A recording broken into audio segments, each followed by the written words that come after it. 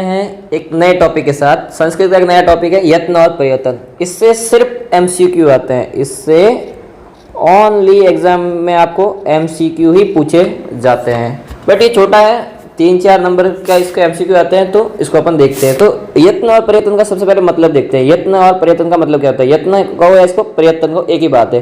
तो नाम से पता चला यत्न या प्रयत्न, किसी चीज़ को करने के दौरान जो कार्य किया जाता है ना, प्रयत्न किए जाते हैं। अपन कोई काम करते हैं तो कितने बार करते हैं? तो ट्रायल मारना।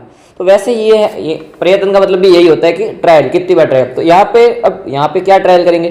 तो यहाँ पे ये होता है कि किसी वर्ण को अपन उच्चारण कर रहे हैं ना, तो जो उच्चारण करने के टाइम जो मुंह के अंदर जीवा के द्वारा जो प्रयत्न किया जा रहा है ना, उसका बताया गया यहाँ पे। तो क्या बोलते हैं इसको कि कोशिश या प्रयास करने को या यत्न या प्रयत्न कहते हैं। तो अपन यहाँ लिखते हैं कि कोशिश करने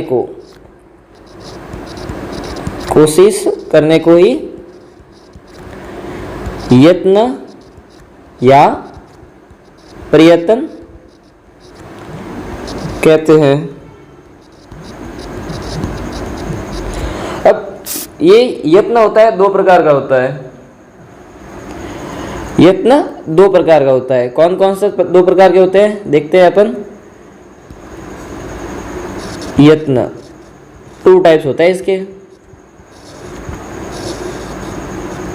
एक होता है आभ्यंतर प्रयत्न और एक होता है बाह्यांतर प्रयत्न। तो फर्स्ट होता है आभ्यंतर प्रयत्न और दूसरा होता है बाह्यांतर प्रयत्न या बाह्य यत्न बोलते हैं इसको, यत्न। अब आभ्यंतर का मतलब क्या होता है? आभ्यंतर नाम से ही पता चल रहा है। आभ्यंतर मतलब अंदर की तरफ, बाह्य मतलब बाहर की तरफ। तो सबसे पहले अपन बात करते हैं आभ्यंतर प्रयत्न की।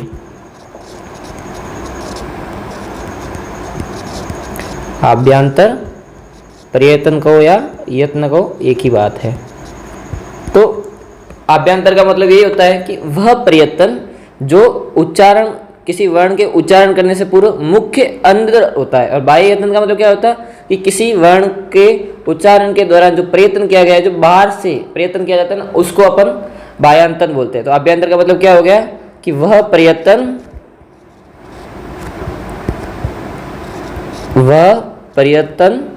जो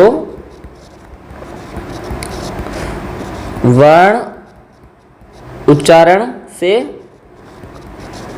पूर्व मुख के अंदर किए जाते हैं, मुख के अंदर किए जाते हैं। अब आभ्यंतर प्रयत्न को वापस 5 भागों में डिवाइडेशन किया गया है। तो ये कौन कौन से है देखते हैं अपन। आभ्यंतर प्रयत्न, इसके वापस 5 टाइप्स। ठीक है, फर्स्ट टाइप कौन सा है इसका? स्पष्ट। एक एक को अपन देखते हैं डिटेल से। स्पष्ट हो गया। सेकंड नंबर क्या हो गया? ईषत् स्पष्ट। ये नाम जरूर याद रखना अपन, क्योंकि एग्जाम में ऐसा ही क्वेश्चन आएगा। नाम दिया जाएगा कि इस ईषत् द्विवर्त है, तो इसके अंतर्गत कौन से वर्ण आते हैं, मतलब ईषत् द्विवर्त प्रयत्न कौन से वर्ण से होता है। 4th नंबर है विवर्त और 5th नंबर है संवर्त। और अपन एक एक को समझते हैं। तो सबसे पहले बात करते हैं अपन स्पष्ट की। नाम से पता चल रहा होगा, स्पष्ट मतलब स्पर्श करना होगा। तो वो देखते हैं। स्पष्ट का मतलब होता है कि किसी भी वर्ण के उच्चारण के दौरान जीभ है वो स्पर्श रूप से यत्न करती है। तो अपन कोई भी वर्ण बोलते हैं तो जीवा के द्वारा जहाँ से स्पर्श करेगी वहीं से उसका वर्ण का उच्चारण होगा। तो ये जहाँ से जीवा है वो स्पर्श करती है, तो मतलब स्पर्श करने के दौरान यत्न किया गया ना, तो उसी। तो इसके अंतर्गत कौन कौन से वर्ण आते हैं? तो अपने पीछे पढ़ा था एक काद्यानुमावसा नाम सूत्र पढ़ा था, एक काद्यानुमावसा नाम। तो इसके अंतर्गत कौन कौन से वर्ण आ गए? क से लेके म तक के सारे वर्ण, क से लेके म तक के सारे वर्ण है वो स्पष्ट आभ्यंतर यत्न के अंतर्गत आते हैं। तो इसमें टोटल कितने वर्ण हो गए? 25 वर्ण हो गए टोटल इसके अंदर। फिर अपन सेकेंड नंबर लेते हैं ईषत् स्पष्ट की। यही क्वेश्चन आता है।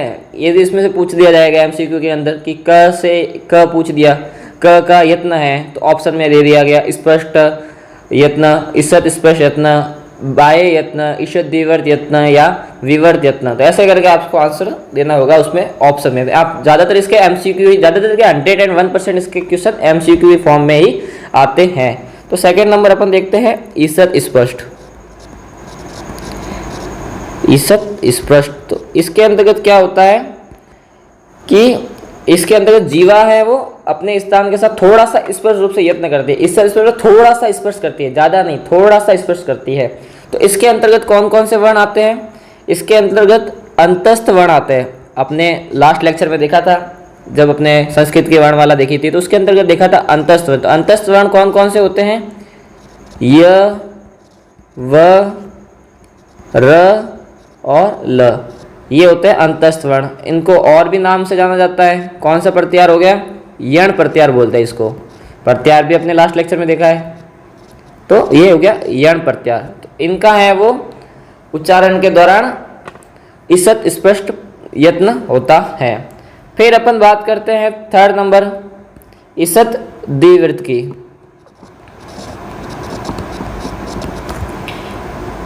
ईषत् द्विवृत्त, इसके अंतर्गत क्या होता है कि इसके अंतर्गत जीवा के स्थान से थोड़ी दूर रखता है, मतलब जिसके उच्चारण है वो जीवा के स्थान से थोड़ी दूर होता है, वहाँ से स्पष्ट होता है। ईषत् द्विवृत्त, वृत्त मतलब डिस्टेंस आ गई। तो इसके अंतर्गत कौन कौन से वर्ण आते हैं?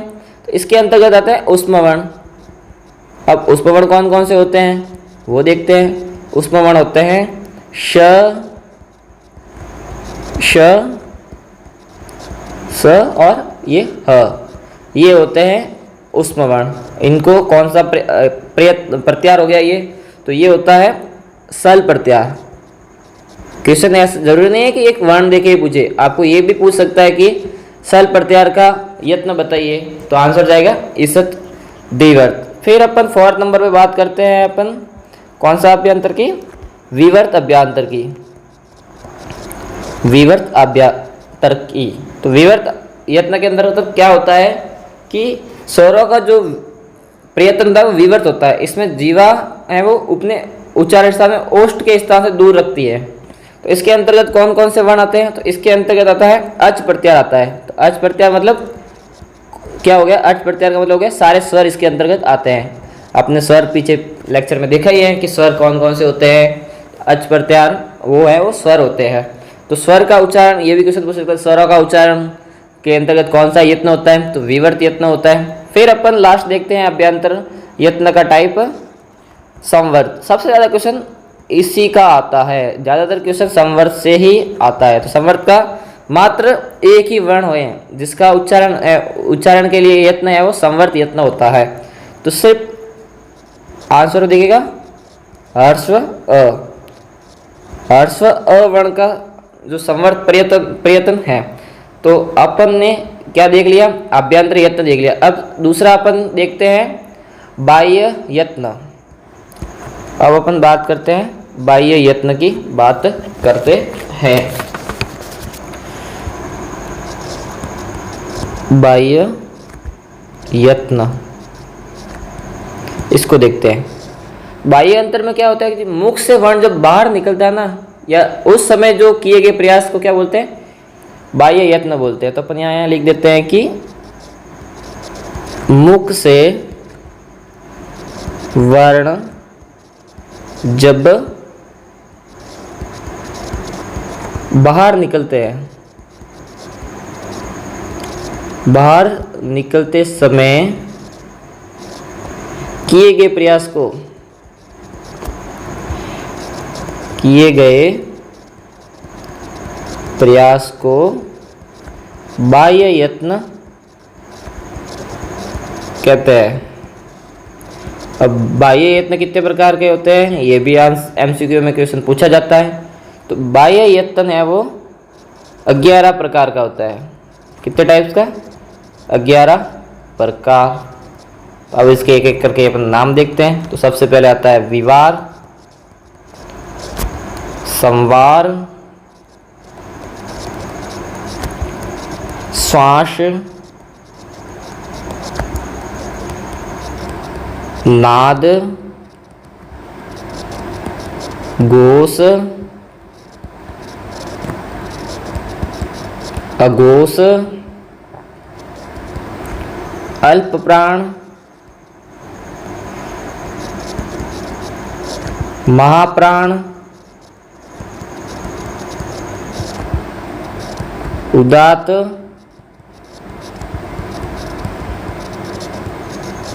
अनुदात्त, लास्ट है स्वरित। ठीक है, अब अपन एक एक देखते हैं कि बाह्य यत्न के अंतर्गत किसमें कौन से वर्ण का उच्चारण होता है। एक एक करके बाह्य यत्न को देखते हैं। तो सबसे पहले देखते हैं विवार को। विवार का मतलब क्या होता है कि वर्ण के उच्चारण के समय मुख के खुलने के लिए जो यत्न किया जाता है उसको विवार कहा जाता है। फिर अपन देखते हैं संवार। संवार क्या होता है कि मुख के विकास न होने को संवार कहते हैं। विकास का मतलब यहाँ होता है कि मुख का सही से न खुलना, उसको संवार यत्न कहा जाता है। फिर नाम से पता चल रहा है श्वास, तो वर्ण उच्चारण के समय श्वास चलने को श्वास कहते हैं। फिर बात करते हैं नाद। नाद का मतलब गूंज होती है, गंभीर ध्वनि। तो वर्ण उच्चारण के समय जो गंभीर ध्वनि होने को नाद कहते हैं। फिर देखते हैं घोष। घोष नाम से पता है गूंज का उठना, घोष कहलाता है। अघोष उसका विपरीत हो गया, तो गूंज का न उठना अघोष हो गया। फिर बात करते हैं अल्प प्राण। पीछे क्या आ रहा है प्राण, तो अल्प प्राण मतलब प्राणवायु का अल्प उपयोग हो गया। महाप्राण मतलब प्राणवायु का अधिक उपयोग हो गया। फिर बचे तीन अनुदात, अनुदात, उदात और स्वरित। इन से क्या होता है, तीनों से अच् वर्ण का यत्न होता है, अच् स्वर का। ठीक है, फिर अपन एक इसको थोड़ा एकदम शॉर्ट या ट्रिकी रूप से देखते हैं। अब इस चार्ट को ध्यान से देख लेना। इस चार्ट से एक भी क्वेश्चन बाहर नहीं जाएगा आपके मैन यूनिवर्सिटी एग्जाम के अंदर। तो सबसे पहले आपने क्या देखा था, यत्न या प्रयत्न। तो उसके अंदर दो देखे थे, आभ्यंतर यत्न होता है और एक बाह्य यत्न होता है। आभ्यंतर यत्न के 5 टाइप्स देखे थे और बाह्य यत्न के 11 टाइप्स देखे थे। तो आभ्यंतर के देखते हैं 5 टाइप्स से। सबसे पहले स्पष्ट होता है। स्पष्ट के अंतर्गत कौन कौन से वर्ण आ गए, क से लेके म तक के सारे वर्ण है, वो 25 वर्ण है, वो स्पष्ट यत्न के अंतर आ गए। फिर देखते हैं ईषद स्पष्ट के अंतर्गत यण प्रत्याहार आ गया या अंतस्थ वर्ण आ गया। फिर देखते हैं ईषद दीर्घ, उसके अंतर्गत क्या आ गया, उष्म वर्ण आ गए, श, स, श, ह। ये इसको बोलते हैं सल प्रत्याहार, सल प्रत्याहार इसके अंतर्गत आ गया। फिर देखते हैं विवर्त। विवर्त के अंतर्गत अच प्रत्याहार मतलब सारे स्वर आ गए। फिर देखते हैं संवर्त। संवर्त के अंतर्गत ओनली हर्ष प्रयोग की दशा से आता है। तो इसमें मेनली याद ज़्यादातर क्वेश्चन है वो संवर्त का पूछा जाता है।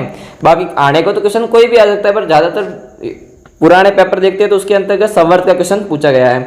फिर देखते हैं बाह्य यत्न। तो बाह्य यत्न 11 प्रकार के होते हैं। तो उसमें क्या क्या होता है, विवार, संवार, श्वास, नाद, घोष, अघोष, अल्प प्राण, महाप्राण, उदात्त, अनुदात्त और स्वरित। तो इसके अंतर्गत क्वेश्चन कैसे पूछा जाता है पता है, इसके अंतर्गत क्वेश्चन ऐसे पूछा जाता है कि लाइक ऐसे क्वेश्चन आ गया तो खर प्रत्याहार का यत्न बताइए। तो आंसर ऑप्शन में क्या होगा, ये सब साथ में जोड़ा बन के दिखाया जाएगा। विवार, समास, घोष, ये एक ऑप्शन हो गया। दूसरा हो गया संवार, नाद, घोष, ऐसे करके कोई और ऑप्शन आ जाएगा, संवाद, नाद और अघोष, या फिर ऑप्शन मिलेगा अघोष, अल्प प्राण और महाप्राण। तो ऐसे करके ऑप्शन दिखेगा। तो इसका आंसर क्या होगा, खर प्रत्याहार है वो विवार, समास और अघोष इसके बाह्य यत्न के अंतर्गत आ रहा है। और इसके अंतर्गत कौन कौन सा आता है, जो भी वर्ण का क वर्ण, च वर्ग, अपने जो भी ये वर्ग पड़े ना, उस वर्ग का फर्स्ट वर्ण और सेकंड वर्ण ये भी इसके अंतर्गत आते हैं। फिर स, स, श, ह, सल प्रत्याहार या उष्म वर्ण वो ये भी है, वो विवार, समास और अघोष बाह्य यत्न के अंतर्गत आते हैं। फिर एक क्वेश्चन पूछा जाता है हस प्रत्याहार का। तो हस प्रत्याहार है वो किसके अंतर्गत आता है, संवार के अंतर्गत, नाद के अंतर्गत और घोष के अंतर्गत। और वर्गों का थर्ड, फोर्थ और फिफ्थ वर्ण और यण प्रत्याहार य, र, ल, व, ये सारे हैं वो वर्ण है वो संवार, नाद और घोष के अंतर्गत आते हैं। फिर एक क्वेश्चन ये भी आता है कि वर्णों का पहला वर्ण, तीसरा वर्ण और पंचम वर्ण प्लस यण प्रत्याहार ये पूछा जाए ना, तो वो ऑप्शन में यदि ऐसा हो जोड़े ना हो तो वो फिर क्या आंसर जाएगा, अल्प प्राण होता है। तो वो अल्प प्राण के अंतर्गत जाएगा। फिर अपन देखते हैं वर्गों का दूसरा एंड चौथा एंड सल प्रत्याहार, वो सिर्फ ऑप्शन दिया हुआ है अल्प प्राण, महाप्राण, उदात्त, अनुदात्त ऐसे ऑप्शन हो तो इसका आंसर जाएगा महाप्राण।